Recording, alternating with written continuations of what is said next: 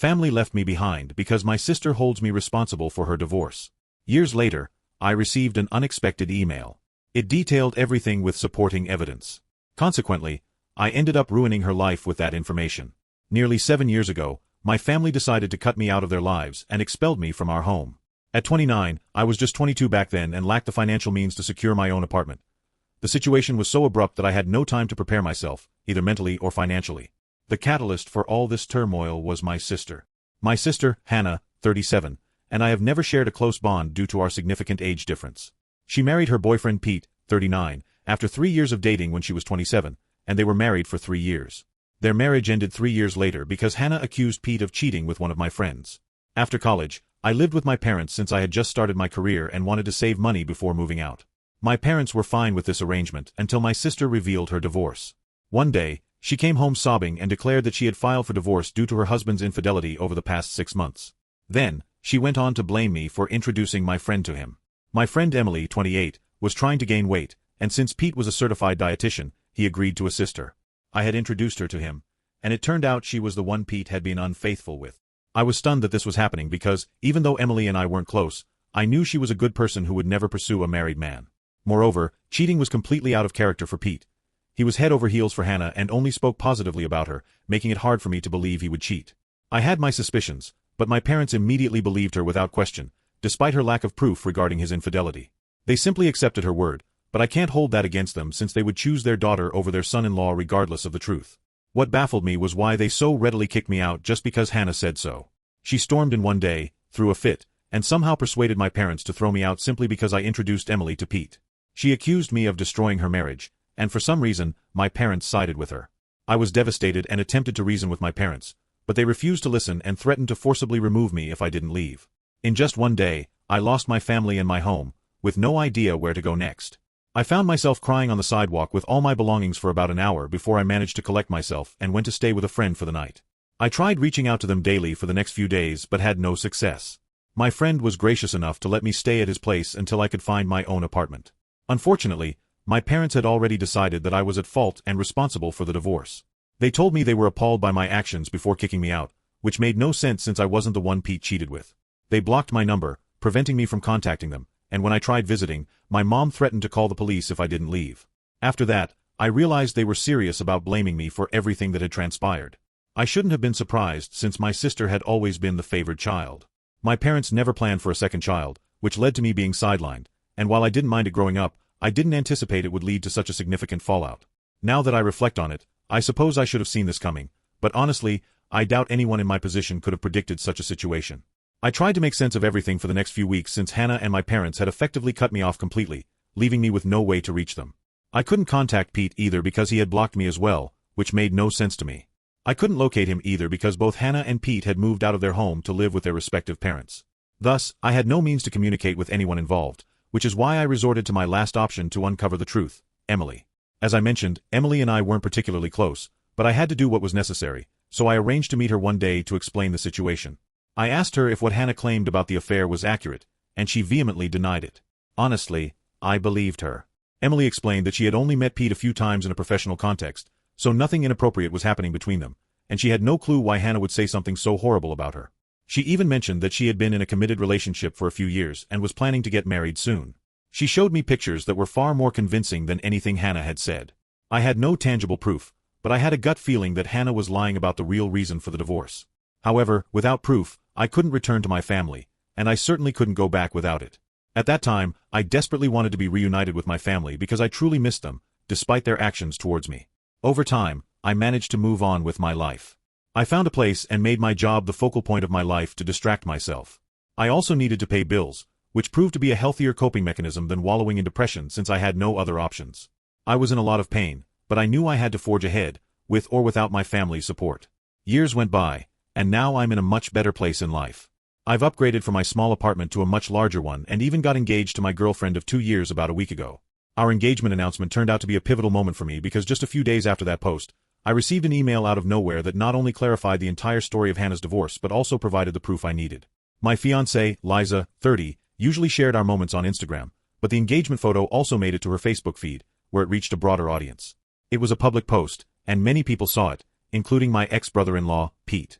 He happened to be someone Liza had met at a seminar a few years ago since she works as a doctor, and she ended up adding him on Facebook, which is how he located me. It truly is a small world, and for the first time, I was grateful for it. He reached out to me a few days after the post, but instead of messaging me on social media, he opted to send me an anonymous email.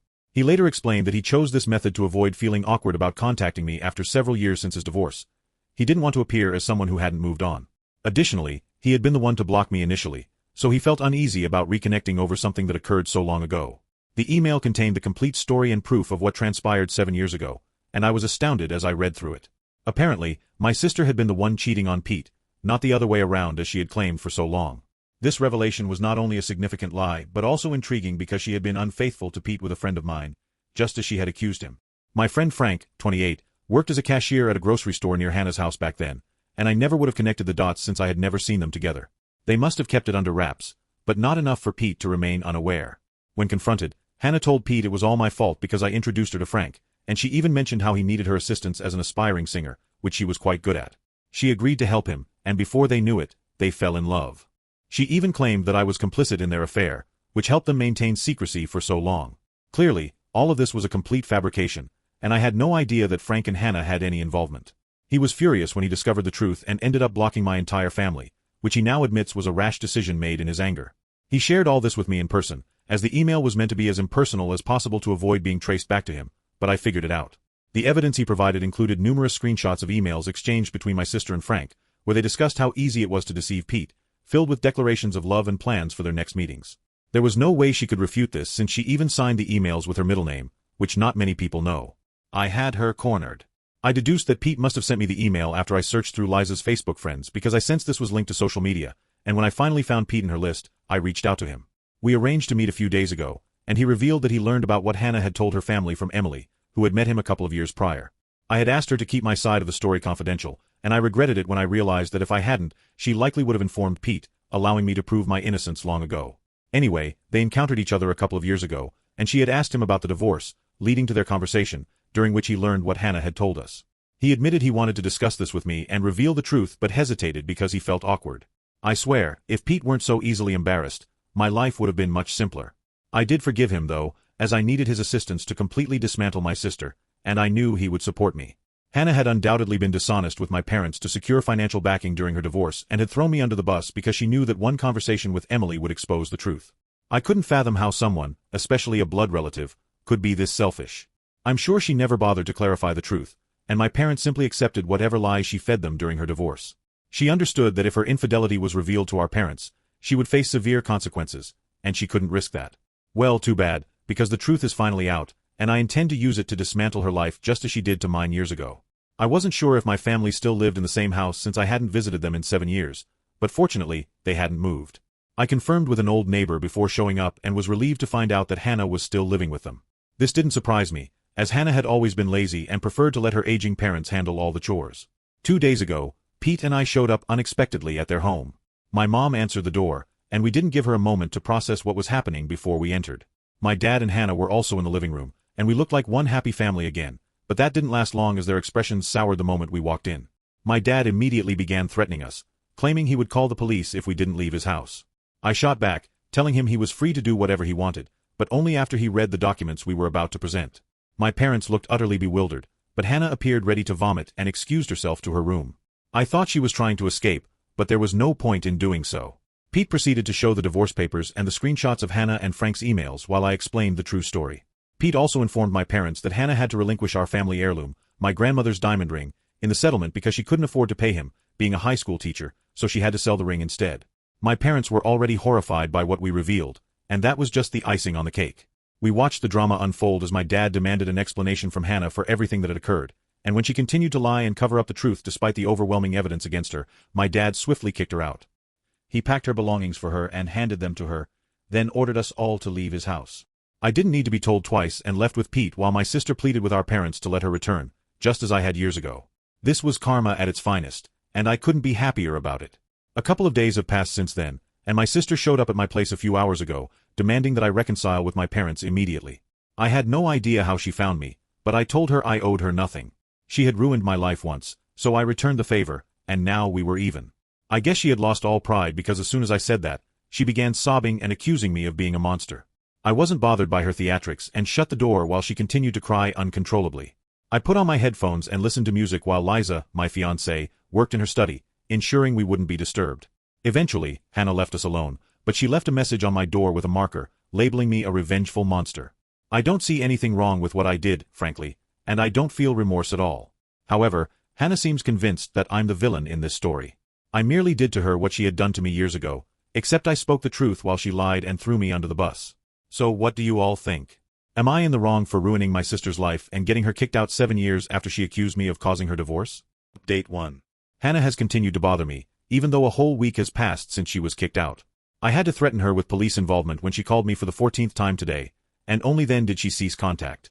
I have no idea how she discovered my phone number and address, but I'm not concerned about that right now. Hannah is trying to elicit sympathy from me, perhaps because a school teacher's salary isn't sufficient for her to live on, but I don't believe that. She's just upset about needing to find a place and pay her own rent, utilities, and groceries now that our parents have kicked her out. I don't feel much sympathy for her. In case you're curious, yes, I have blocked her number several times, but it seems she's having her friends call me in a conference, so it's pointless. As for my parents, they're just as bad, if not worse, than Hannah. They located me on Facebook and saw the post about my engagement. Now they want to reinsert themselves into my life and even expressed a desire to attend my wedding. They haven't apologized yet, but for some reason, they expect me to invite them to my wedding, which is supposed to be an incredibly significant day for me.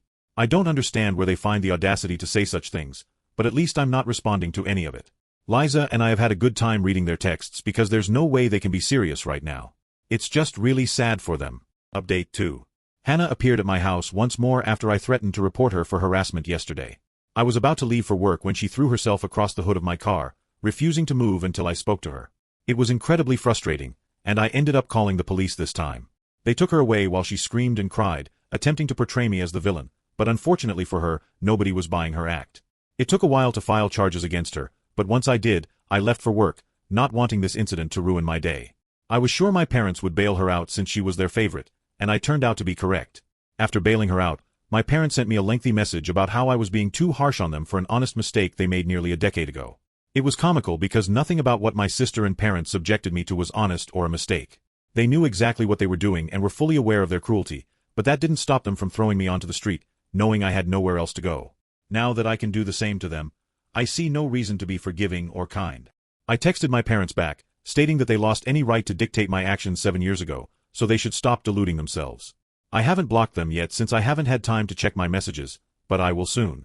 Hopefully, that will rid me of this entire family for good. Update 3. I just returned home from work and checked my social media, only to find that my parents had sent me another long message. Liza and I read through it together, and I swear it was the funniest thing I've ever seen. I guess they don't even realize that I'm no longer affected by anything they say or do. I'm just laughing at how delusional and pathetic they are. Apparently, they still believe we're a family and informed me that they've taken Hannah back in and decided both their children deserve a second chance. As if I had ever been in the wrong. While they welcomed my sister back, they also expected Liza and me to visit their home soon for dinner to sort out our differences in a civilized manner before the wedding. It's bold of them to assume I would even want them at my wedding in the first place. We had a good laugh at their ridiculous message, and afterward, I replied that I had zero interest in anything they invited us to and was perfectly content living apart from them, as I had for the past 7 years. They demonstrated to me that I was better off without them, and I will always be grateful for that. I no longer need them, nor do I want their so-called forgiveness. They can continue their charade of being a happy family with my sister as they have been. With that final message, I blocked them permanently because I didn't even want to entertain their nonsense anymore. I was done, and I was out. I'm sure they will attempt to reach out to me again soon, but too bad for them. I'm not interested. Liza is the only family I need now, and I'm perfectly content with just her. My parents and sister have unfortunately never been able to look beyond their own interests, and I highly doubt they ever will. So the next time they try to contact me, they'll be speaking to my lawyer, and that's a promise. Thank you for watching. If you haven't subscribed yet, please do so and hit the notification bell to stay updated with more shocking real-life stories happening around you.